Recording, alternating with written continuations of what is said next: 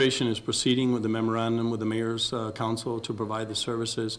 It's truly unfortunate, and we're sad that it's come to this point, but we try to avoid this. After a brief meeting in chambers with Mayor's Council of Guam Executive Director Angel Sablan, President Derecho Mayor Melissa Savarez, and Council Vice President Senator Vice Mayor Robert Hoffman, Acting Governor Ray Tenorio says Public Health did the best it could to continue services in the island's senior centers.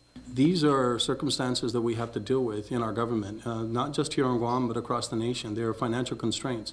The mayors are willing to operate within those financial constraints where some of the leadership at GARP SPEMA was not. Sablan says the mayors also met with representatives from GARP SPEMA this morning to discuss the transition, an option of having their staff continue working, but under the Mayor's Council. We're not here to throw anybody out.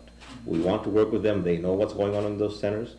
And the mayors, all they want to do is make it open. While mayors and the administration stress there is no intention of showing any disrespect to the Manumco, they just want to ensure services continue. Hoffman says it's all about getting the better deal for the seniors, and even if GARP continued operations, finances are still tight. If they're supposed to fund at a certain level now, because based on what the financials, it's not going to be status quo on their side either. Should they continue the services, things are going to happen. We want to know what shifts are going to be made, what responsibilities will be, I say, reneged. As for Bill 431, which provides Adelup the option of extending the now expired contract with GARP, we'll act on it in due course. We've got it. It's in our legal office. We're reviewing the measure.